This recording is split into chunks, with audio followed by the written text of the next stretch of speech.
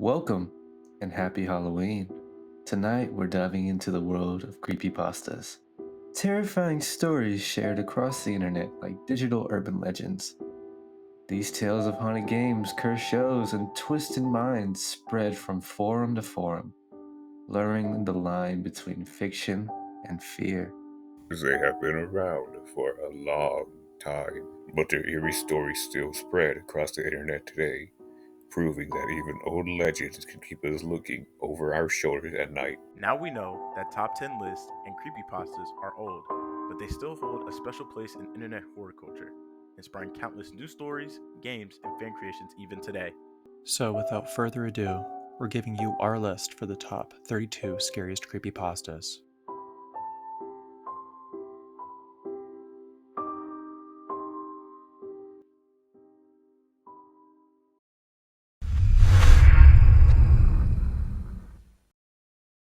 The Theater. The Theater is a lost video game that first appeared on obscure forums in the late 90s. Nobody knows who created it or where it came from. It simply existed. In the video game, you wander through an empty movie theater with looping halls and flickering lights. The only character you meet is a pixel fade ticket taker who greets you with the same words. Thank you. Please enjoy the movie. But as you keep replaying, things begin to change. The dialogue distorts, the screen glitches, and the ticket taker's face swirls. It starts to say things you shouldn't know. Some players report seeing a dark, tall figure lurking in the background, and when it appears, the game crashes, corrupting the computer files. Even worse, some claim that afterwards they could hear the game's eerie music faintly at night. Nobody knows what happens if you finish it, because no one ever has.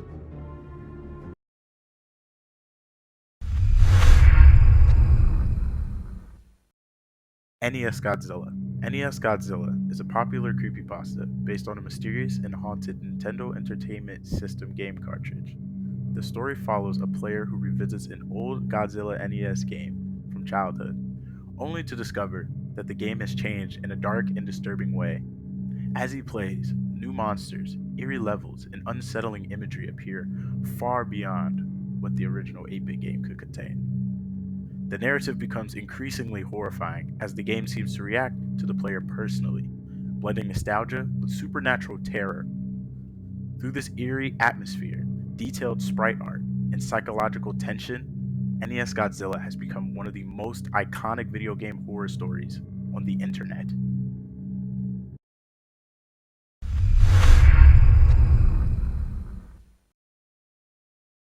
Abandoned by Disney. Now, before we begin talking about this entry, we're going to be giving credit to Slimebeast, the author of this creepypasta, so he won't get upset and take this video down. So Slimebeast, if you're watching this, all credit goes to you for your story. Anyways, Abandoned by Disney is a creepypasta about a photographer who explores an empty, forgotten Disney resort and uncovers something deeply unsettling. The story begins with a photographer deciding to document an old, closed-down park called Mowgli's Palace, a resort and theme park that was supposedly built by Disney but left to decay. You could say it was abandoned by Disney. At first, the park seems eerie but empty, with rides rusting and decorations faded. As the photographer ventures deeper, the atmosphere turns darker and eerier by the second. Strange, unsettling noises echo through the empty halls, and mannequins or animatronic figures seem to move on their own. Some rooms contain bizarre, grotesque displays, and it soon becomes clear that this place was never fully abandoned in a normal sense. Something has been left behind. The most terrifying part comes when the photographer encounters a figure in a mascot costume. Unlike normal Disney characters, a photo-negative version of Mickey Mouse was watching him silently from the shadows. As this photo-negative version of Mickey stares at the photographer, he says one thing to him. "Want to see my head come off?"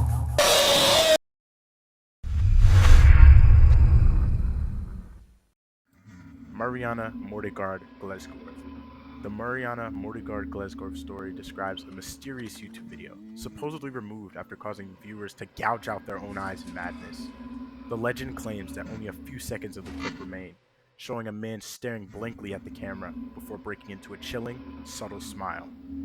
Although completely fictional, the creepypasta became infamous for its eerie mystery and realistic presentation, blurring the line between internet myth and reality. It remains one of the most haunting and widely shared examples of early YouTube era horror.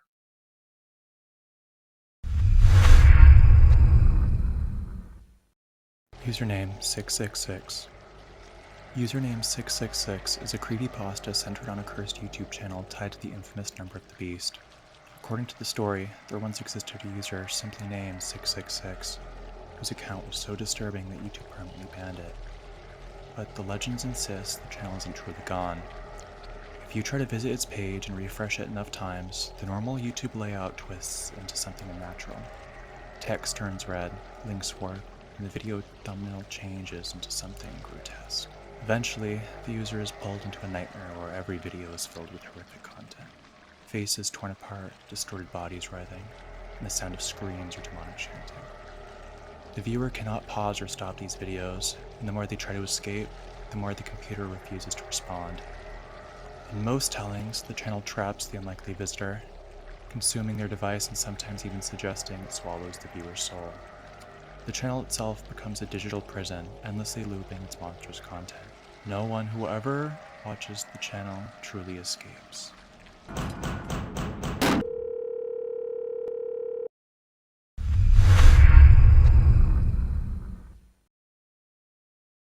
Herobrine.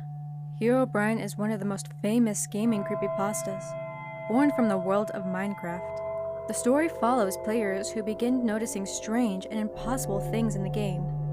Fog-covered forests with perfect 2x2 tunnels, leafless trees, and mysterious pyramids made of sand.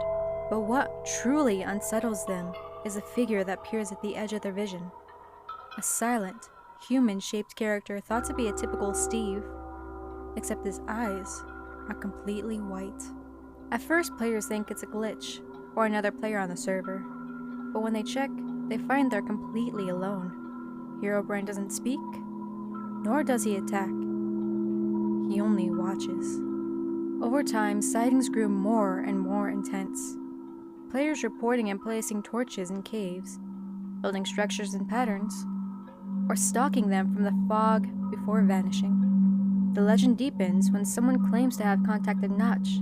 The game's creator replied, "Herobrine isn't real in no way. I've never had a brother. Well, there's a half-brother I've never met. And he's not in the game." Herobrine is known as the ghost of Minecraft, eternally wandering the world and watching players who dig too deep.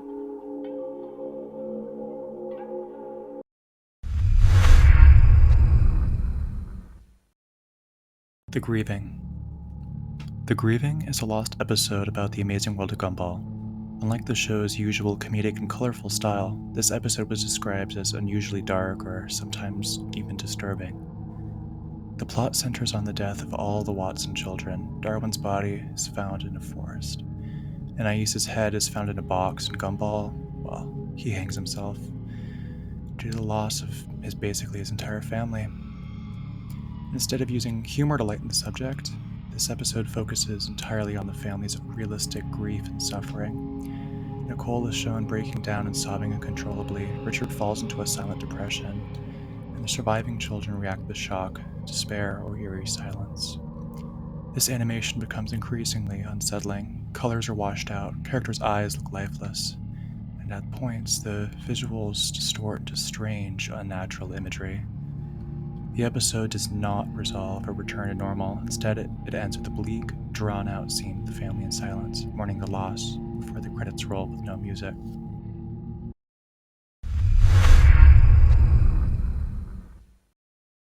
Tails Doll. The Tails Doll is a mythical demonic being that comes from the 1999 video game Sonic Racing, where players can unlock a strange, floating plush-like version of Tails called the Tails Doll. In the actual game, it's harmless, but creepypasta stories turned it into something sinister. According to the legend, the Tails doll is cursed, and if you try to unlock it or perform certain rituals, like completing the game's tag mode, or if you tag all 4 characters, then the Tails doll comes out of your screen.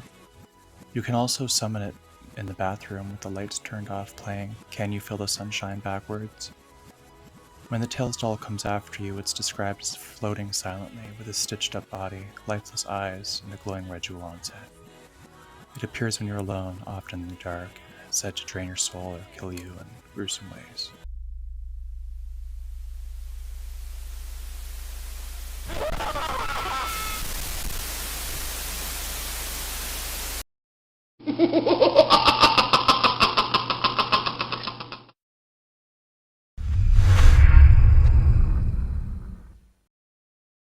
Was a Russian sleep experiment set in the late 1940s in Soviet-era Russia. It tells of 5 male political prisoners chosen to test a new stimulant gas meant to keep them awake for 30 straight days inside of a sealed chamber. In exchange for their freedom, the men agreed to participate, unknown to them that the promised freedom was a lie.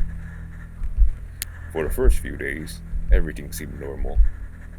The prisoners talked with each other and the researchers through microphones. Thick porthole-sized windows were used to monitor them. As the days passed, the conversations of the prisoners grew increasingly darker and more paranoid. By the 5th day, they stopped interacting altogether, whispering incoherently and speaking to things no one else could see. 9 days passed, and the sleep deprivation further twisted their minds, and before long, one began to screaming to the point of losing his own voice. Then another screamed, suffering the same fate as the one before. Soon, they all began tearing at their own flesh, using the windows and walls, smeared with blood and body matter as makeshift canvases. Then there was silence. No screaming, no whispering.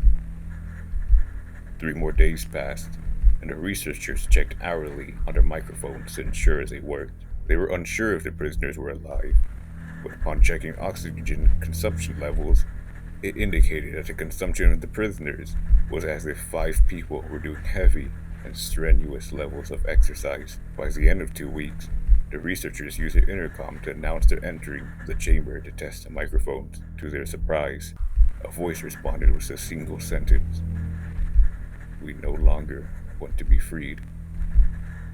At midnight on the 15th day, the chamber was flushed of the stimulant gas. The researchers began pleading and begging for the gas to be turned back on, pleading and begging as if the life of their loved ones was on the line. When the researchers finally opened the chamber, soldiers were horrified by what they had found. The men had mutilated themselves and each other, pulling out organs and intestines, yet somehow remaining alive, as if the gas was forcing their bodies to keep going. The prisoners became emaciated figures, with wide, deranged eyes, still conscious and hostile. Some attacked the guards, demonstrating unnatural strength and resistance to pain. The most chilling part came when the survivors spoke. They begged to remain awake, insisting that the gas had stripped away the illusion of humanity and allowed them to glimpse what they truly were inside, something monstrous that existed beyond sleep. When attempts were made to sedate them, they fought violently, screaming that sleep was the same as death. The story ends in chaos, with soldiers forced to kill the remaining subjects. Moments before execution, a soldier demanded to know who the prisoner was, and the prisoner muttered a haunting line: "Have you forgotten so easily? We are you. We are the madness that lurks within you all, begging to be free at every moment in your deepest animal mind. We are the things you hide from in your sleep. We are what you sedate into silence and paralysis when you go to the nocturnal haven where we cannot tread." The soldier then proceeds to shoot the prisoner, and with his last words, the prisoner says, "So nearly free."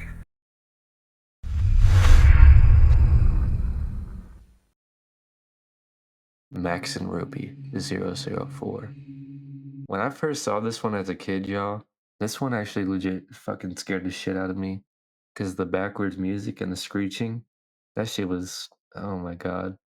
But another thing too about this creepypasta, I did do a reaction to this the video with my friend, so link in the description or wherever to watch that video. It was actually pretty funny to make. But anyways, the tale starts with a narrator who is looking for a Christmas gift for their younger cousin who loves Max and Ruby after a conventional DVD sellout. A mysterious greasy hand-wrapped package arrives in the mail containing a homemade Max and Ruby DVD. The cover is crudely drawn, listing episode 001 through 004. The interior menu is plain white with black text. The narrator gives the DVD as a gift. Later, when the family is out and he is babysitting his cousin, he hears her screaming in the living room. He rushes in to see a horrifying frame on the screen. Max and Ruby standing in darkness, but with no faces, hollow eye sockets and blood red hue. The theme is playing backwards under static. The DVD itself powers off on its own. Later, the narrator loads the DVD on their laptop. They notice the episode 004 selection is changed to R.I.P. Mommy and Daddy. Ruby and Max are first shown playing in the garden watched over by their parents, but their parents' faces express sorrow, and the audio is reversed. There's a sharp cut of static, and the dad says, "It's a shame," while the screen is black. The screen then shifts to the gravestones marked R.I.P. Mommy and Daddy, with Max and Ruby in front of it, faceless. The video then shows Max hanging himself from a noose in his bedroom. The screen fades to black, then Ruby runs in screaming. Her face appears with hollow eye sockets, crying. And the scene cuts to Ruby alone in the garden among 3 gravestones: Mommy, Daddy, and Brother. The Max and Ruby theme plays in reverse as the final shot is the ending. Shows Max and Ruby waving with the words, "Death is our only release." The DVD then ejects itself. The narrator, scared and confused about what they watch, then receives a letter in the mail. Confused, they open it to only find the words, "Death is our only release."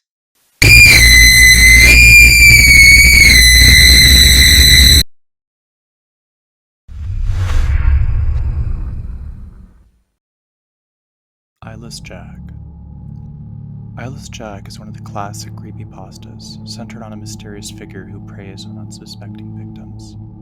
The story usually follows a man who moves into a new home and starts noticing strange things happening at night. One morning, he wakes up with a sharp pain in his side and finds blood on his bed sheets. When he goes to the doctor, he learns that one of his kidneys has been surgically removed. Terrified, he sets up a plan to catch whatever is doing this. Eventually, he wakes up to find a figure crouched over him, a tall, dark humanoid wearing a blue hoodie and a black mask with hollow eye sockets dripping black fluid. This is Eyeless Jack, a creature who attacks people in their sleep and steals their organs, leaving them alive but mutilated. The story ends with the victim barely escaping, only to realize Jack is still out there, hunting for more. His eyeless, mask-covered face and the grotesque detail of stolen organs make him one of the most memorable creepypastas.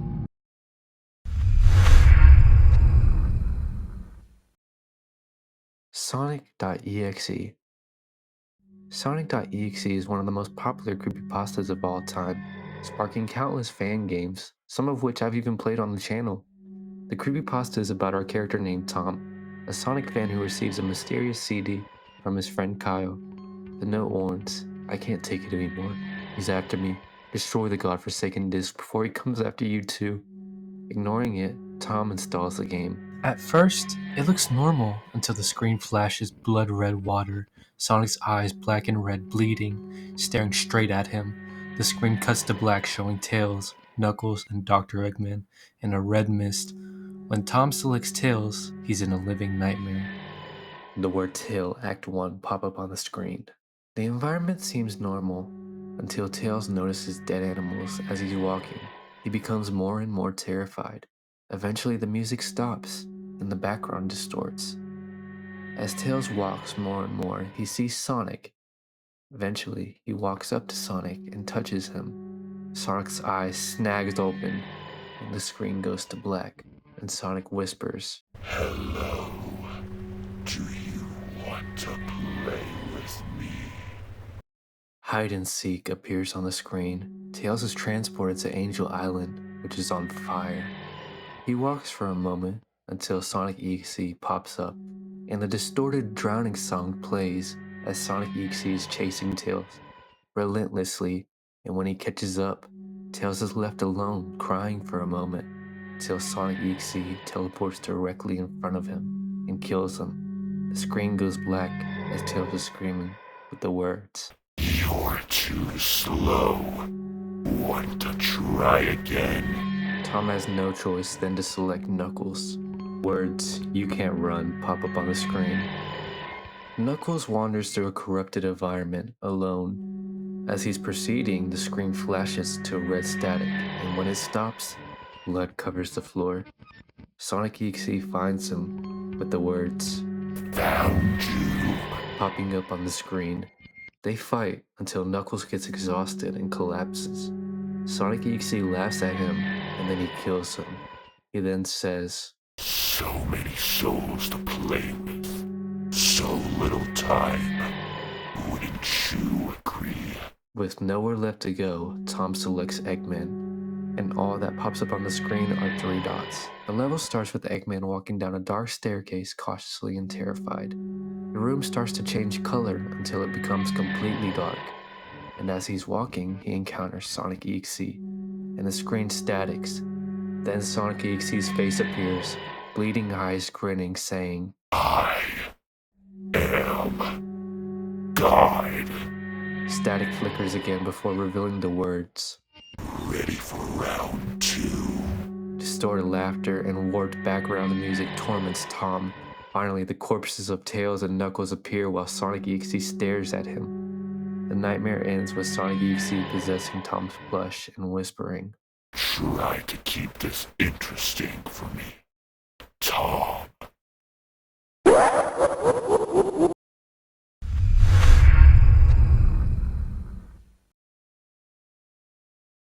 Mario. Mario is a well-known creepypasta based on the haunted Super Mario World ROM hack. Unlike the cheerful original game, this version replaces the title screen with a single ominous word, Mario, and it presents a desolate and broken world. Levels are empty, enemies are missing, and strange message boxes display cryptic or disturbing text that hints at guilt, death, and punishment. As the player progresses, the familiar Mushroom Kingdom becomes a nightmare filled with unsettling imagery and hopeless isolation. The story suggests that Mario himself has become the villain and trapped himself in a purgatorial version of his own world. The hack's mysterious disappearance from SMW Central and the rumors surrounding its origin have only deepened its legend, making Mario one of the most infamous examples of haunted video game creepypasta genre.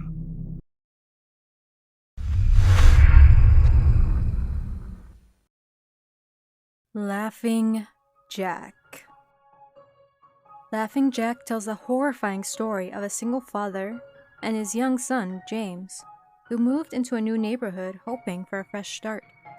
Everything seems normal until James begins talking about his new best friend, a colorful clown named Laughing Jack, who plays games, tells jokes, and gives him candy. At first, the father thinks it's just an imaginary friend, until strange things start to happen around the house.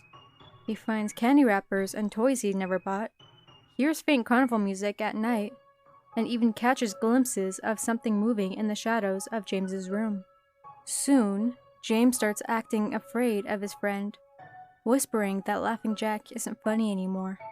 The father brushes it off as nightmares, until one morning, the family's pet is found mutilated in the backyard. The father becomes paranoid, locking every door and staying up at night. But the noises only grew worse. Scratching on the walls, laughter in the dark, and the faint smell of something rotting. One night he wakes up with one thing worrying his mind, James. He rushes into his son's room, and he discovers it covered in blood. And standing in the middle is Laughing Jack, now completely black and white, his grin impossibly wide, and his fingers dripping with red. The father blacks out from shock. When he wakes up in a white padded room, he's told a horrifying truth. The police found him in the room holding a knife, his son dead on the floor beside him, and no sign of any clown. Whether he was framed, possessed, or simply driven insane, no one knows. But late at night, from his cell, the father swears he could still hear his laughter echoing through the halls.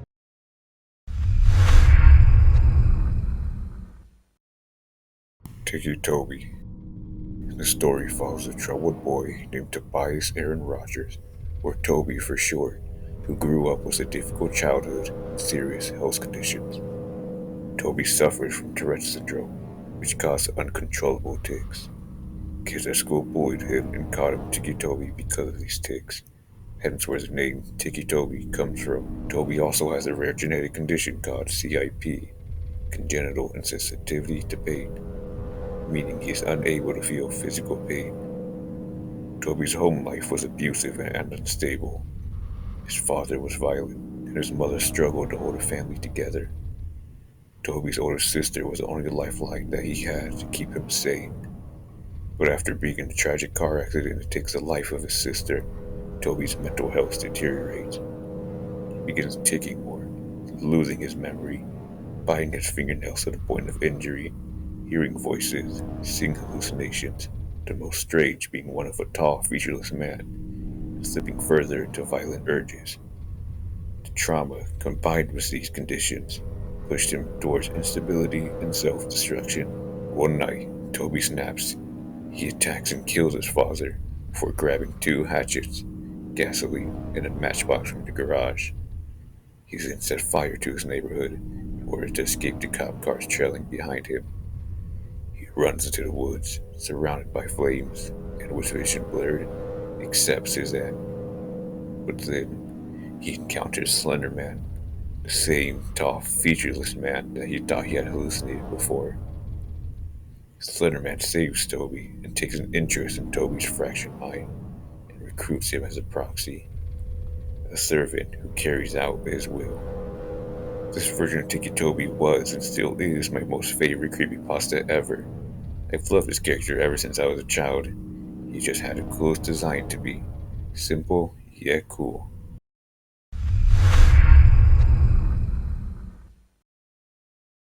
Gateway to the Mind.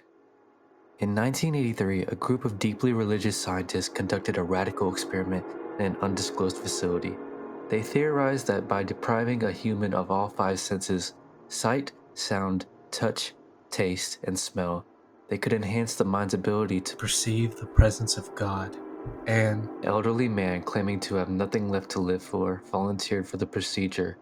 Scientists surgically severed all of his sensory nerve connections, rendering him completely sensory deprived. Initially, the subject's condition seemed stable. However, after a few days, he began to report hearing hushed, unintelligible voices. Assuming it was the onset of psychosis, the scientists paid little attention. But soon, the man claimed to hear his deceased wife speaking to him, leaving them to leave the study. As the days passed, the voices intensified and the subject became increasingly distressed. He would throw himself against the walls, attempting to inflict pain. He begged for sedatives to escape the constant auditory barrage. Despite being on sedatives, he continued to experience vivid night terrors. The voices began to speak of hell and the end of the world in a final desperate act. The man screamed for 5 hours straight, repeating, "No heaven, no forgiveness." Eventually, the subject could no longer form coherent sentences and pleaded for death. The scientists, believing he was on the verge of contacting God, restrained him to prevent self-harm. He cried for 2 weeks, requiring rehydration from constant tears. Before his death, he uttered a chilling final statement. "I've spoken with God, and he has abandoned us." Then his vitals stopped, and he dropped dead.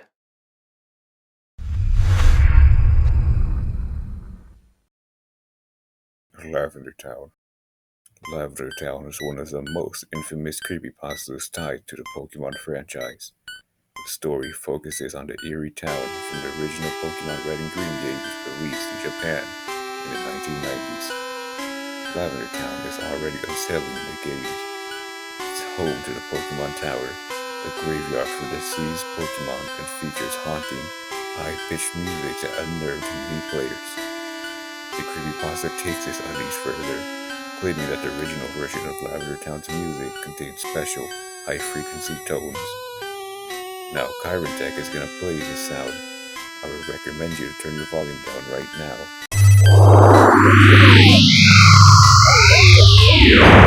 These tones, which supposedly only audible to children, had disturbing effects. Nausea, headaches, depression, and in the darkest versions of the story, even suicidal behavior among young players in Japan. The tale alleges that dozens or even hundreds of children died or harmed themselves as a prolonged exposure to the music, leading Game Freak, a Japanese video game company, to quickly alter the soundtrack in later releases. According to the legend, the Japanese government covered up the phenomenon, and Nintendo quietly modified the music for international versions. Some variations of the story claim that hidden spectrograms of the Lavender Town theme reveal ghostly faces or Japanese words like "leave now" embedded in the audio. Others say that bootleg copies of the game or fan recreations of the original track still surface online, capable of triggering paranoia, nightmares, and hallucinations in those who listen too long.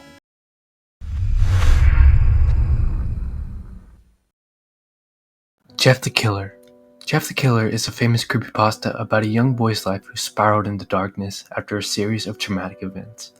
It begins with Jeff moving into a new neighborhood with his parents and older brother Lou. As the family is settling in, the neighbors invite them to a party. Jeff complains to his mother about attending the party, feeling uncomfortable because they are new to the area, but she insists that they go to make a good impression. A couple days passed and Jeff and Lou are waiting at the bus stop to go to school. Jeff then encounters 3 bullies, getting into a fight with them. He then defeats them, leaving them with lasting scars. Hours go by and the police arrive at his house, claiming witnesses saw what happened. They attempt to arrest him, but to protect Jeff, his older brother Lou takes the blame, causing Lou to go to juvie. The next day, Jeff attends the neighbor's party to take his mind off things, but the bullies arrive, seeking revenge. During the confrontation, Jeff kills one of the bullies in self-defense and flees to the bathroom. The remaining attackers submerge him in bleach and alcohol, and one throws a lighter into the chemicals, causing severe burns and disfigurement. Jeff is then rushed to the hospital, where he wakes up, horrified by his reflection.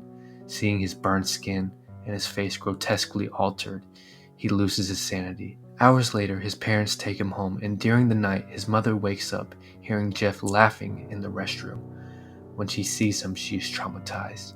Jeff's eyelids have been burned off so he can never close his eyes and go to sleep, and he has carved a permanent smile into his face so he can smile forever.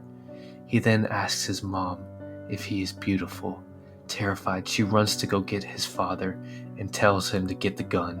But Jeff overhears this. Furious, he storms to their room and says, "Mommy, he lied." In a fit of rage, he murders both of his parents. Jeff then ascends to his brother Lou's room. He covers Lou's mouth, restraining him, and as Lou is struggling, Jeff whispers, "Shh, go to sleep."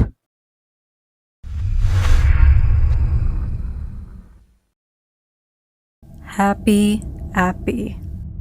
Happy Appy is a creepypasta about a lost and deeply disturbing children's TV show that supposedly aired on Nickelodeon in the late 1990s before vanishing without a trace. The show starred a clay apple with arms, legs, and a smiling face named Happy Appy, who drove around in his van teaching kids about safety and helping those in trouble. At first, it seemed innocent. Appy would rescue children from dangerous situations and preach about safety lessons. But as the show went on, the tone shifted. The colors became darker. The music started to slow down and became distorted, and Happy Appy himself began to change. His once friendly face started to stiffen into a death stare that lingered too long on screen. By the 7th episode, Happy wasn't even made out of clay anymore. His appearance looked unsettlingly real, as if the puppet had been remade from something organic. His movements were jerky and unnatural, his voice deeper and warped. In later episodes, children were shown getting hurt or killed, while Happy cheerfully smiled or stared blankly at the camera. The narrator who investigated this finds out the show was taken off the air along with all the other episodes, Every trace of Happy Appy is now lost media, and not much is known about his existence.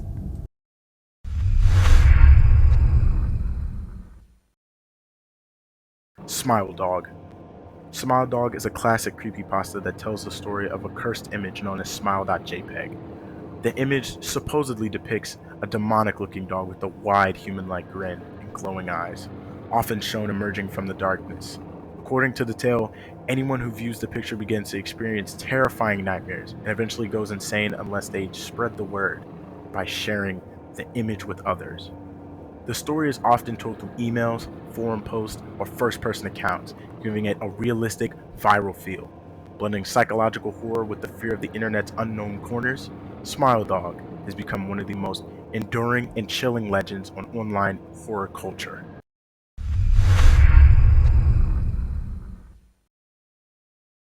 Squidward Suicide. The story revolves around an unaired episode allegedly screened privately for the show's staff. It begins innocent enough, with Squidward preparing for a clarinet recital, eager to perform like always. SpongeBob and Patrick fool around, and Squidward tells the both of them to go away as he has a big concert to prepare for. So SpongeBob and Patrick go off to see Sandy. The scene then changes to the end of the concert, but the audience begins to start relentlessly booing him. Even SpongeBob joins in. But what made it so horrible is how terrified Squidward was looking as the crowd all had red, bloodshot eyes. Squidward then runs home. The scene then changes to Squidward sobbing on his bed for 10 minutes straight. The episode escalates as Squidward's eyes become bloodshot red. They flash an image of a dead, mangled corpse of a child, and then another one of a girl who was mangled the exact same way. The tension builds unbearably until the final horrifying scene. He pulls out a shotgun, raises it to his mouth, and as he's holding it, a deep voice says, Do it. where he then pulls the trigger. The camera then lingers on his lifeless body, and the screen cuts to black. According to the creepypasta, staff who viewed the episode were left deeply traumatized. Some refused to return, while others never spoke of it again.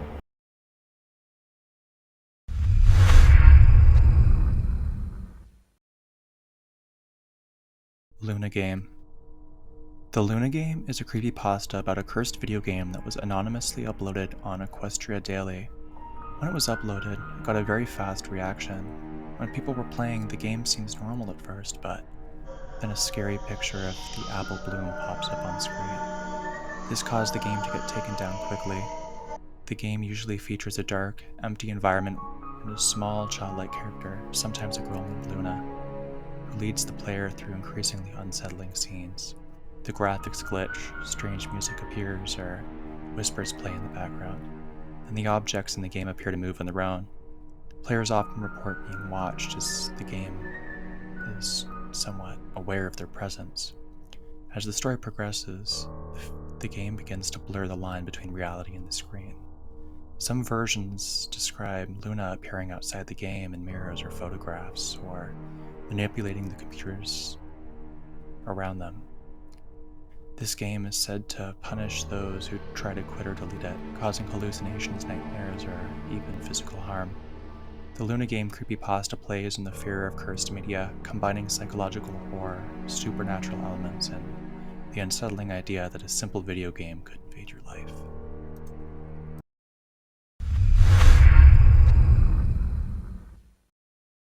The Ronald McDonald House.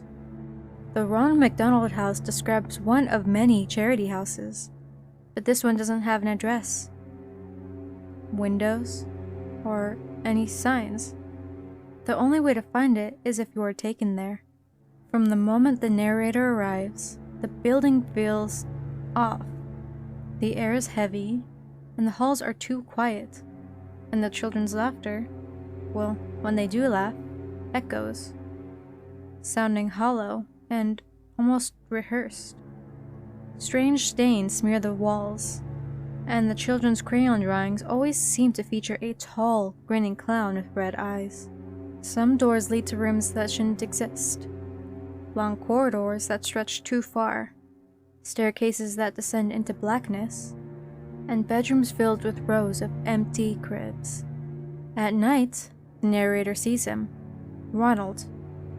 Not the cheerful mascot, but something else. Something wearing his skin. A towering clown shape paces the halls, head twitching, smile almost too wide.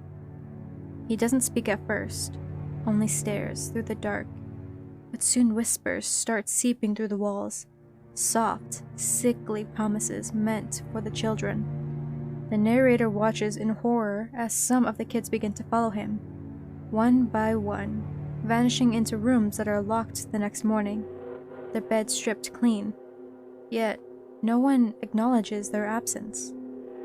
The longer the narrator stays, the more the house feels alive. Doors lock on their own, shadows move where no light falls, and the painted grin of Ronald McDonald seems to stretch wider and wider with every missing child. By the end, the survivor realizes the truth. The Ronald McDonald house doesn't shelter families, it lures them. And Ronald isn't a mascot. He's a thing that feeds when the house is full.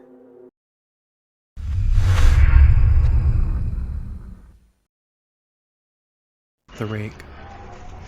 The Rake is a creepypasta about a mysterious and terrifying humanoid creature that stalks on humans, usually at night. The story originates from early internet forums in the late 2000s and quickly became one of the most famous modern urban legends. The creature itself is described as pale, hairless, and skinny, with long, clawed hands or glowing or even empty eyes. It moves unnaturally, often crawling on all fours, and it's incredibly fast and silent. The Rake is usually encountered near the victim's home, lurking just outside windows or dark corners, watching silently before suddenly attacking. Many accounts claim the Rake causes extreme fear and paranoia. Victims often wake up in the middle of the night to find it standing over their beds, and prolonged exposure can lead to physical or psychological trauma, hallucinations, or even insanity. The creature is rarely killed or caught, and encounters almost always end with it disappearing mysteriously, leaving the victim shaken and terrified. What makes the Rake so effective as a creepypasta is its blend of realism and the uncanny. It's represented as a modern urban legend, often in first person or found document styles, making readers feel like it could exist in the real world. Its popularity has inspired fan art, short films, and other horror media, cementing it as a staple of internet horror.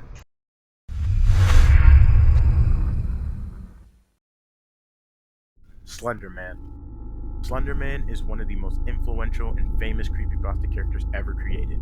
Originating from a 2009 post on the Something Awful forums, Slender Man is depicted as a tall, faceless humanoid figure in a black suit with unnaturally long arms and tentacle-like appendages. He's often said to stalk, abduct, and psychologically torment his victims, especially children.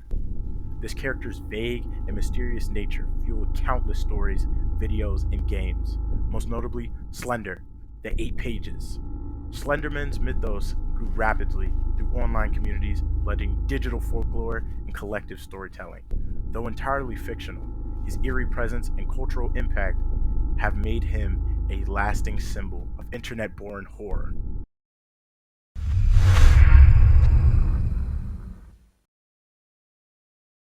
Misfortune.GB. Misfortune.GB is a chilling creepypasta about an alleged hidden game from the original Game Boy. According to the legend, the game is embedded within other cartridges and can be accessed through specific glitches or exploits. Its existence is shrouded in a mystery with no confirmed copies or known creator. In Misfortune, players control a young boy trapped in a dark maze-like building. He encounters a malevolent entity, implied to be the devil himself. The entity addresses the boy directly, saying, I exist within the very fabric of reality. Do you want to challenge me? If the player accepts, the entity responds. Then let's begin. The demon then warns the boy, Choose wrong, and misfortune will befall your loved ones. Are you ready to play? He presents the boy with a series of puzzles and trials, accepting the challenges that lead through rooms filled with traps, locked doors, and riddles. Mistakes result in a game over screen featuring the demon and the ominous message. I am God here. The game's atmosphere is deeply unsettling. Its soundtrack consists of off-key buzz melodies that amplify the sense of dread. Players have reported feeling unease and discomfort after interacting with the game, reinforcing the legend of its supernatural and malevolent nature.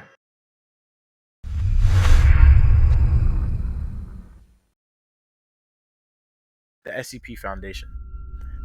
The SCP Foundation is a fictional secret organization that protects humanity from anomalous objects, creatures, and phenomena that defy the laws of nature. Its motto, Secure, Contain, Protect, reflects its mission to isolate these entities, study them, and prevent them from threatening the public. Each anomaly, called an SCP, is cataloged with a unique number and detailed report describing its abilities, behavior, and containment methods. The Foundation's tone is cold and scientific, which makes the strange and supernatural elements feel eerily believable.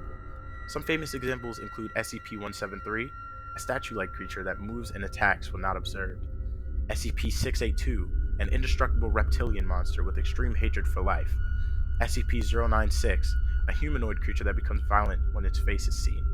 Together, these stories create a vast, interconnected universe of mystery, danger, and dark imagination.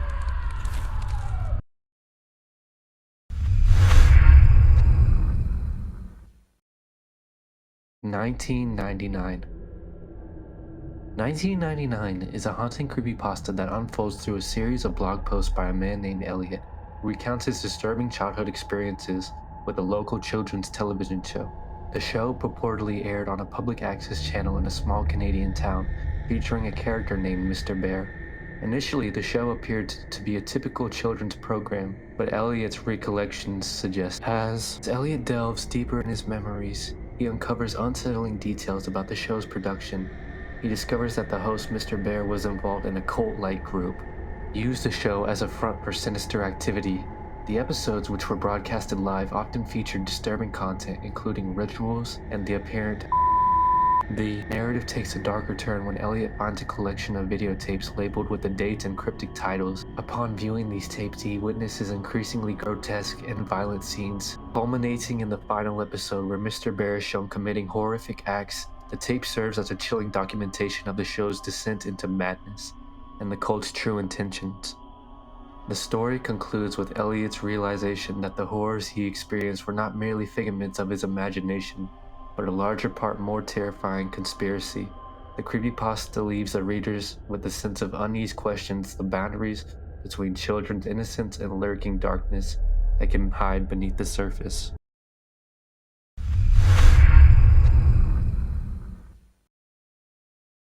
Before we get on to the next creepypasta, I just want to say SuicideMouse/SuicideMouse.Avi is one word, YouTube, not two.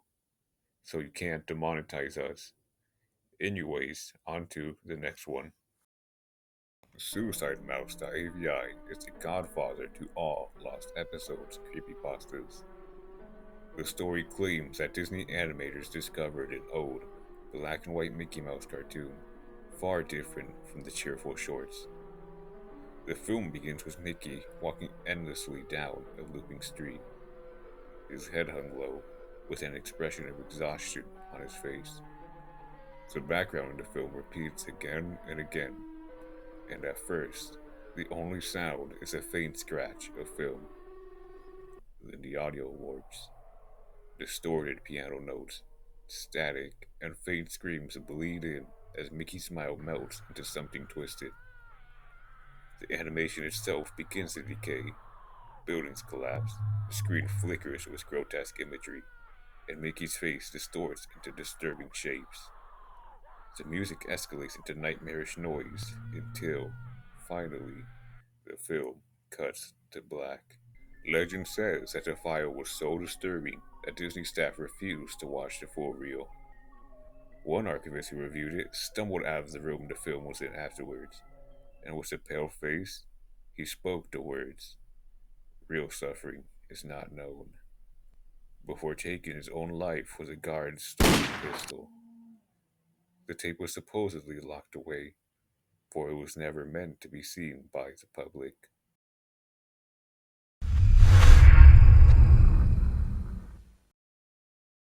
Been drowned.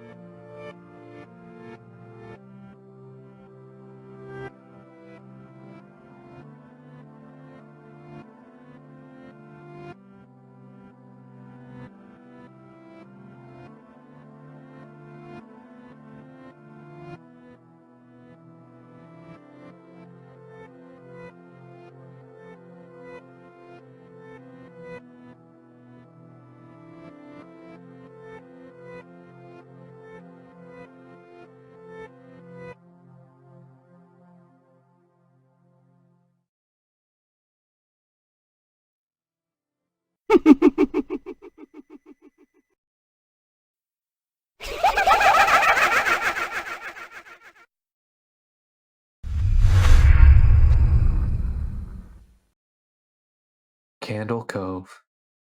Candle Cove, one of the scariest lost episode creepypastas, is about a mysterious 1970s children's TV show.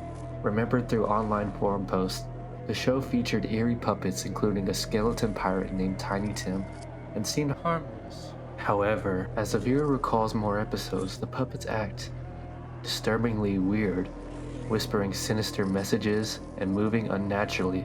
The show grows darker with the introduction of the Skin Taker, a horrifying entity hinted in the episodes which terrifies both the puppets and children watching.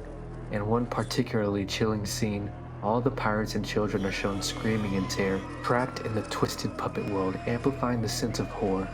The creepypasta's climax reveals that the show likely never aired, suggesting that the children's shared memories were supernatural or a collector. The unsettling part is when the narrator asks his mom if she remembers a kids show named Candle Cove. However, his mom is surprised that he remembers the show, telling him that as a boy, he would sit in front of a static television screen of dead air for 30 minutes each day, saying, "I'm watching my favorite pirate show." And finally, number 32. RapRat. Fun fact about RapRat. Kieran, the guy posting this video is actually terrified of RapRat, and that's why he's having me tell you about this one for the final entry. Although me, like me personally, I also did get traumatized from RapRat as a kid, so it's probably the scariest creepypasta out there.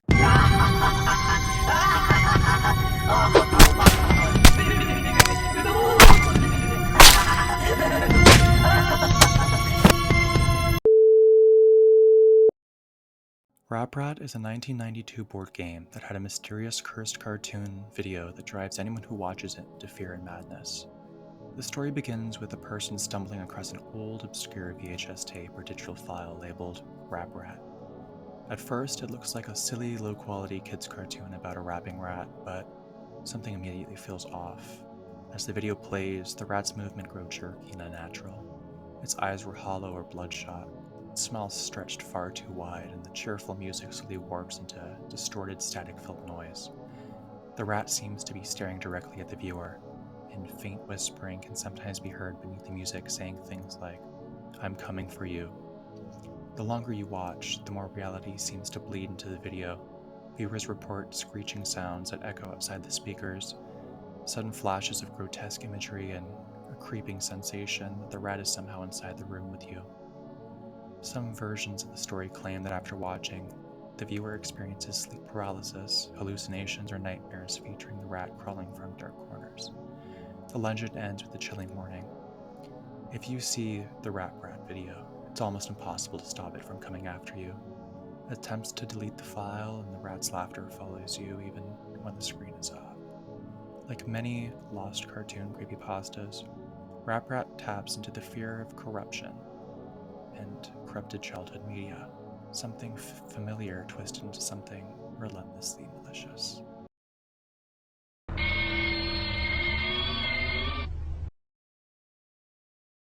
Thank you guys so much for watching our video. I want to give a special thanks to everybody who helped me out with this video. And I just want to wish everybody a safe and happy Halloween.